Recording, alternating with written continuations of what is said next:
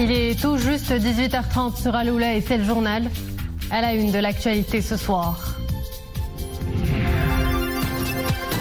Journée mondiale de lutte contre le sida. La maladie touche à peu près 20 000 personnes au Maroc. Pour alléger le fardeau des malades, des associations sont au cœur de la bataille. Ils leur prêtent soutien moral et accompagnement médical. À suivre un reportage depuis Casablanca. Dubaï à l'heure de la COP28, la Fondation Mohamed VI pour la protection de l'environnement marque sa présence à cet événement mondial avec l'organisation de différents side events. L'un d'entre eux mobilise la jeunesse africaine dans le cadre de l'initiative African Youth Climate. Enfin, nous braquerons les projecteurs sur le festival du film de Marrakech. La grand-messe du 7e art qui donne à voir au public des films d'ici et d'ailleurs. Ce soir, nous vous proposons une immersion dans l'un des espaces mobilisés pour la projection de productions cinématographiques, le sublime musée Yves Saint-Laurent.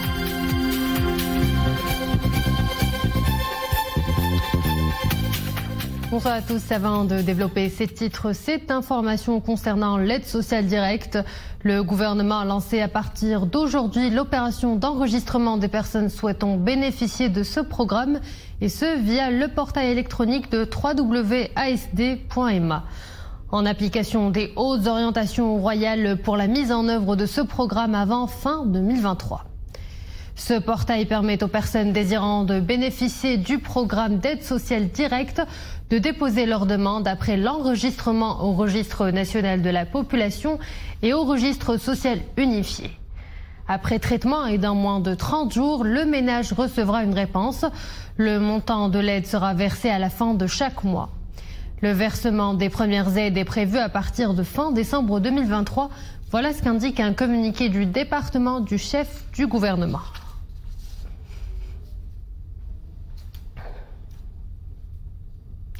Journée mondiale de lutte contre le sida. Le Royaume a parcouru des étapes majeures dans la lutte contre cette maladie en termes de prise en charge de patients et de sensibilisation. Cela est au cœur de l'association marocaine de lutte contre le sida qui œuvre depuis 1988 à une véritable prise de conscience. C'est un reportage de Mohamed Laroui, Leïla Asli avec Zakaria Mouqin Billah. Diagnostiqué séropositif, ce patient tente de vivre avec le sida.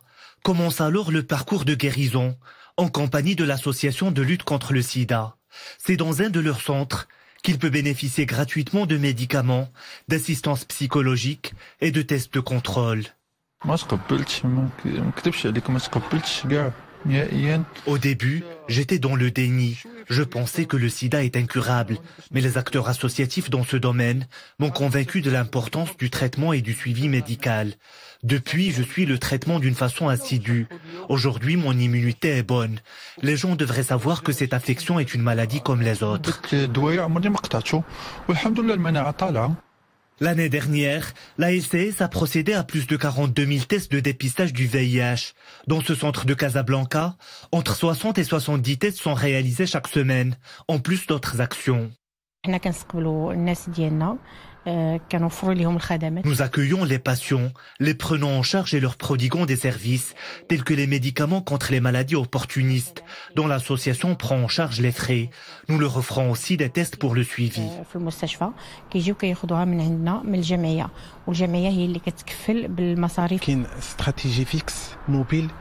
Nous intervenons sur différents niveaux. Nous pouvons nous déplacer chez les patients qui ne peuvent pas ou n'ont pas le temps de venir au centre pour le dépistage. Nous organisons des caravanes dans les régions éloignées. Environ 23 000 personnes vivent avec le VIH au Maroc. Depuis sa création en 1988, la SCS œuvre avec d'autres associations à coup de prévention, prise en charge et sensibilisation, à contrôler et limiter la propagation du fléau. Et pour un décryptage avec moi ce soir sur ce plateau, Dr Bouteina Drissi Alami Mechichi, responsable du suivi et évaluation à l'OPALS. Bonsoir. Bonsoir. Alors tout d'abord, Dr Drissi Alami Mechichi, pouvez-vous nous rapprocher un peu de la situation épidémiologique du sida au Maroc ? Déjà, merci pour cette invitation et de me permettre aujourd'hui de donner un peu plus de lumière sur ce fléau. Alors les chiffres, vous l'avez bien dit sur votre introduction, on est aux alentours de 20 000 personnes qui sont vivant avec le VIH, mais ce qu'il faut savoir, c'est qu'on est à 49% chez les femmes, donc un peu plus chez les hommes. Le plus important, c'est de savoir que la tranche d'âge la plus exposée et qui se retrouve dans ces chiffres, c'est une tranche d'âge qui est comprise entre 20 et 44 ans, donc tout le défi pour tout le domaine de prévention. C'est une épidémiologie qui est très particulière au Maroc, on va dire, une épidémie à prévalence très basse chez la population générale, mais concentrée chez les populations clés. Donc toute la complexité de la prévention dans ce domaine pour les associations, pour le ministère de la Santé bien évidemment. Aussi, il faut savoir que c'est une épidémie qui est... le Grand Casablanca se retrouve en première ligne, suivi par Marrakech et par les autres régions. Donc si j'ai à dire quelque chose à propos des chiffres, ce n'est pas les chiffres en eux-mêmes qui sont importants, mais c'est plutôt l'analyse de ces chiffres. Comme je vous ai dit, ou bien vous l'avez bien dit vous-même, 20 000 personnes estimées, mais uniquement 80% de ces personnes-là connaissent leur statut sérologique. Donc il y a un défi majeur que le Maroc doit relever, c'est de pouvoir dépister les 20% qui restent pour pouvoir répondre à toute la cascade sur laquelle ou pour laquelle nous travaillons actuellement. Et où sommes-nous dans le traitement de la prise en charge et dans la prise en charge des malades? Alors le traitement, je voudrais revenir sur un point qui est très important. Le traitement, c'est un traitement qui est gratuit, délivré par le ministère de la Santé. Toutes les personnes qui sont porteuses du virus, elles sont prises en charge gratuitement, que ce soit pour le traitement, qui est un traitement très très bien toléré. C'est une prise par jour, c'est très important de souligner. Ce n'est plus de prises multiples, donc c'est très facile, comme beaucoup d'autres infections, ou plutôt infections chroniques ou maladies chroniques. Et aussi c'est une gratuité du bilan de suivi de ces personnes-là. Donc le traitement est disponible. Il suffit de connaître son statut sérologique. Il y a une petite chose sur laquelle je voudrais revenir. Vous avez demandé par rapport aux chiffres. Il faut savoir que le Maroc a parcouru un énorme chantier concernant l'élimination de la transmission de la mère à l'enfant. C'est un défi que le Maroc relève. D'ici 2023, qui est demain, on devra éliminer la transmission de la mère à l'enfant. C'est possible si tous les efforts sont conjoints, surtout que le traitement, comme je vous ai dit, est gratuit et que le dépistage aussi est gratuit, aussi bien au niveau des associations ou bien des centres relevant du ministère de la Santé. Donc, on n'a plus le droit d'avoir des nouveau-nés infectés par le VIH. Parlant à présent de la prévention du sida, quels sont les efforts déployés dans ce sens ? Alors, pour la prévention, déjà aujourd'hui c'est un bel exemple de prévention. Si vous donnez l'occasion de parler de cette épidémie, c'est grâce à vous qu'on peut arriver à un large public. Donc les médias jouent un rôle très important dans cette prévention. Malheureusement, on n'a pas souvent, on n'en discute pas souvent, on attend le 1er décembre pour en parler, mais il faudra que je crois que le média intègre ceci sur toute l'année. Si on en discute tout le temps, ça va avoir de belles retombées, surtout en matière de stigmatisation. Alors la prévention, je parlerai par exemple de l'Opals.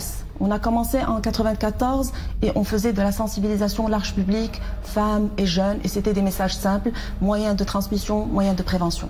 Actuellement, on est convaincu que si on n'intègre pas le VIH dans un concept qui est un peu plus large, celui de la santé sexuelle et de la reproduction, on ne pourra pas atteindre nos objectifs en 2030. Parler du VIH, c'est bien, mais il faudra l'intégrer dans tout un processus. Parler de la grossesse non désirée, parler de la contraception, parler des autres infections sexuellement transmissibles, y compris le VIH. Donc la prévention, certes, il y a des campagnes de sensibilisation que nous faisons à travers nos unités mobiles, mais le plus important, c'est qu'il y a des programmes de prévention qui sont adaptés à chaque population. Comment on va aborder les jeunes? C'est un programme. Comment on va aborder la femme en âge de procréer est un programme. Comment on va aborder les populations clés? C'est un programme. Donc on essaye d'aborder la chose en fonction des spécificités. Je donnerai l'exemple des jeunes. Vous savez très bien et mieux que moi que les jeunes actuellement ne lisent pas. Donc pour les sensibiliser, Opals, elle a mis en place une application.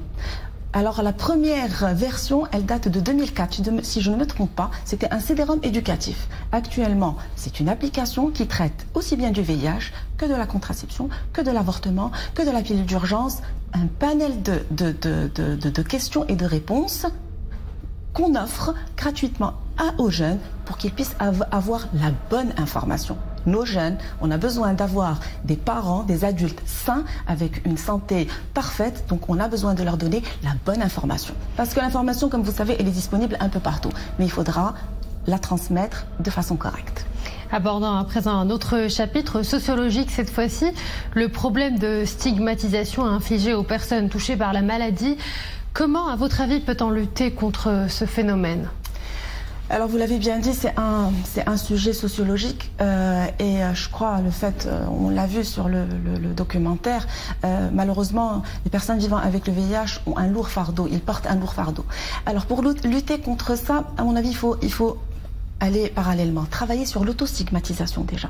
Personnes vivant avec le VIH s'auto-stigmatise avant qu'elle soit stigmatisée au sein de la société. La société, malheureusement, elle met ce VIH dans un contexte sexuel. Donc forcément, il y a beaucoup de discrimination. Il y a une discrimination au niveau de la santé, c'est-à-dire on est venu de loin. En 2004, on avait du mal à assurer un accouchement d'une femme vivant avec le VIH dans une structure normale. Alhamdoulilah, aujourd'hui, on n'est pas là. La prise en charge et les accouchements des femmes enceintes, elle se fait en toute sécurité. Mais il faudra qu'on travaille aussi sur l'éducation des enfants.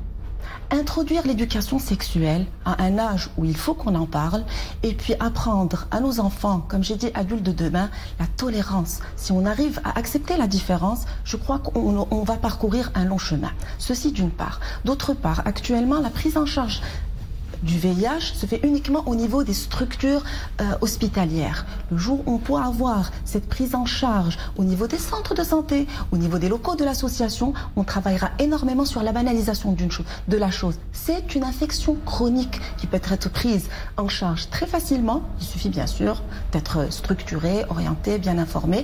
Et la chose, je crois, travaillera énormément pour réduire cette stigmatisation. Stigma et discrimination restent un défi à relever. Et ce n'est ni les associations à elles seules qui peuvent le faire, ni le ministère de la Santé, mais c'est une affaire de tous. Toute la population marocaine devrait intervenir dans ce sens. Docteur Bouteinet Delicia Alami Machichi, je vous remercie pour cet éclairage. C'est moi qui vous remercie. Direction Dubaï où les travaux de la COP28 se poursuivent pour le 3e jour. La Fondation Mohamed VI pour la protection de l'environnement marque sa présence, notamment à travers l'organisation de plusieurs side events, dont une session sur l'apport de réponses concrètes aux pertes et dommages causés par les changements climatiques. Au cœur de cet événement, une trentaine de jeunes Africains y sont mobilisés, des jeunes issus d'une initiative lancée par la fondation l'African Youth Climate Hub. Nous retrouvons nos envoyés spéciaux à Dubaï, Athman Tazi, Latifa Ben Halima et le récit est signé Nisrine Ausdar. Ces jeunes leaders mettent leur dynamisme, leur militantisme et leurs idées novatrices au service de la cause environnementale. La Fondation Mohamed VI pour la protection de l'environnement leur donne l'occasion de faire entendre leur voix et leurs recommandations dans le cadre de l'initiative African Youth Climate. جلسة حول تقديم ردود فعل ملموسة على الخسائر والأضرار الناجمة. Il a été question de faire le point sur les pertes et les dommages jusqu'ici enregistrés au niveau mondial à cause du réchauffement climatique. Il est important de préciser que cette session coïncide avec l'adoption historique de l'opérationnalisation des mécanismes du Fonds sur les pertes et les dommages liés au changement climatique. Les financements, les nouvelles technologies au service de l'environnement ont été également au cœur des débats. Ces jeunes ambassadeurs représentent l'Afrique à la COP28 dans le cadre d'une douzaine de conférences et d'événements parallèles. Ils offrent une voix à un continent tourné vers l'avenir et dont les potentialités sont sous-exploitées, voire mal exploitées.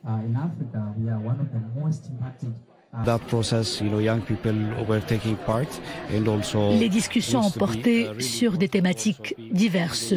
Les jeunes du monde entier sont engagés avec plusieurs actions de terrain et des plaidoyers sérieux en faveur de l'Afrique. L'objectif est d'inciter les faiseurs d'opinion et les décideurs à prendre des décisions concrètes en faveur du développement durable et de l'environnement en général en Afrique. La COP28 de Dubaï, l'occasion également pour les jeunes de la Fondation de présenter les grandes actions entreprises pour la protection des mers et des océans, des espaces géographiques dont le rôle pour le climat est aujourd'hui reconnu comme essentiel. Et pendant que les leaders mondiaux tentent d'accorder leur violon à la COP28 pour des actions fortes afin d'améliorer l'état de la planète, le climat fait des siennes dans le reste du monde, particulièrement dans le sud de l'Allemagne. Une zone en partie paralysée par de fortes chutes de neige. Ce déchaînement des éléments a provoqué le chaos en Bavière, dans le sud de l'Allemagne, en particulier dans sa capitale Munich, où le trafic aérien et ferroviaire est interrompu. Au total, 760 avions sont affectés. Plus de 40 cm de nouvelle neige est tombée à Munich dans la nuit du vendredi à samedi. Et parmi les phénomènes naturels qui affectent significativement le climat, les volcans. En Italie, en particulier dans la région de Sicile, le volcan Etna a de nouveau craché de la lave. La fontaine du plus grand volcan actif d'Europe s'est élevée jusqu'à 6000 mètres d'altitude, illuminant ainsi le ciel nocturne de l'est de l'île. Le volcan s'est calmé quelques heures plus tard, tandis qu'une pluie de cendres a été signalée dans 3 villages. Dans la bande de Gaza, aussitôt la trêve expirée vendredi matin, les hostilités ont repris de plus belle. Le bilan fait état en Palestine de 240 morts et 650 autres blessés. L'armée israélienne a affirmé avoir visé plus de 400 objectifs dans la bande de Gaza depuis vendredi, dont plus de 50 dans la région de Khan Younes. Des tirs d'artillerie et des frappes aériennes ont également été dirigés dans le nord de la bande de Gaza.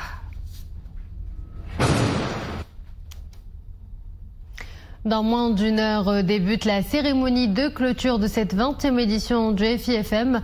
Pendant plus d'une semaine, les festivaliers ont pu visionner de nombreux films, pour certains des premières diffusions. Ce soir, nous vous proposons un petit tour au musée Yves Saint-Laurent de Marrakech, un des 3 lieux de projection mobilisés par le FIFM. Dominique Orlando, Abdelfatah Zouine et Youssef Mziali.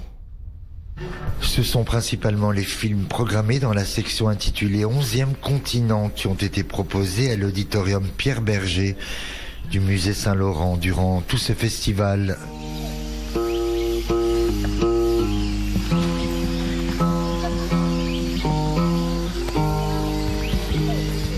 Soit des films plutôt expérimentaux, souvent novateurs et audacieux, qui avaient toute leur place dans cette salle aux dimensions quasi confidentielles.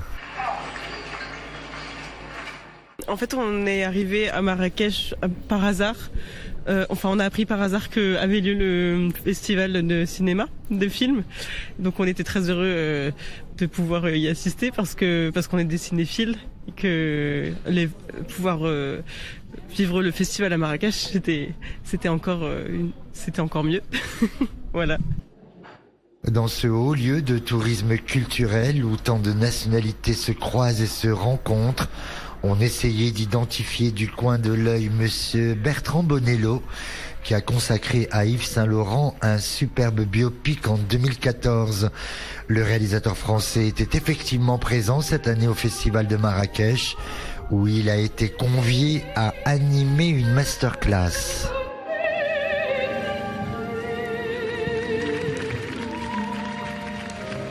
C'est assez beau de montrer cette scène à Marrakech parce que c'est un moment où c'est en 76 où Yves est complètement ne sait vraiment pas ce que sera son prochain défilé et Yves est quelqu'un qui vient d'Oran et il avait un besoin, je crois, de retrouver les couleurs de son pays, les odeurs de son pays, etc. Donc il s'est installé à Marrakech tout seul et il a créé comme ça, je ne sais pas combien de dizaines et de dizaines et de dizaines de dessins qu'il a envoyés à Paris.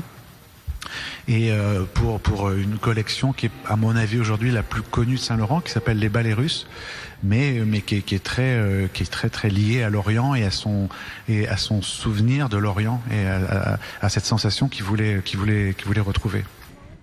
Pendant ce temps, et avant que ne se clôture cette 20e édition du FIFM, les salles de cinéma continuaient à se remplir ce samedi après-midi et chacun naturellement y allait de son propre commentaire. Eh bien, moi je dis que je suis venu rejoindre mon ami ici à Marrakech et qui me dit c'est l'occasion de venir au festival du film, donc je découvre. Est-ce que vous avez un favori parmi tous les films que vous avez vus, peut-être? Le film marocain, L'émeute. Voilà, j'ai bien aimé ce film-là. Et puis autrement, le film qui se passe au Sénégal, il s'appelle, il y a 2 prénoms, Adama et l'autre, je ne me rappelle plus. J'ai beaucoup aussi. Ces 2 films-là sont mes favoris pour moi.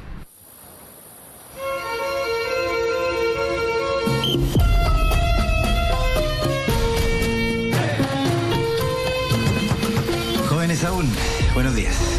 Il y en a d'autres aussi qui sont très bien, mais c'est plus inégal. Par exemple, je pense aussi au film qui se déroule sur la dictature au Chili. J'ai trouvé que c'était bien aussi. Bon.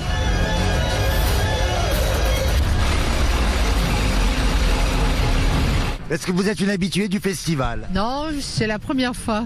D'accord.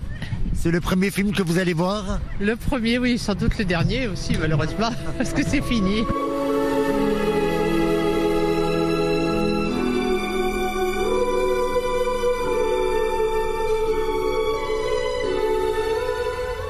Et voilà, l'édition du journal touche aussi à sa fin. Excellente suite des programmes sur Al-Oula.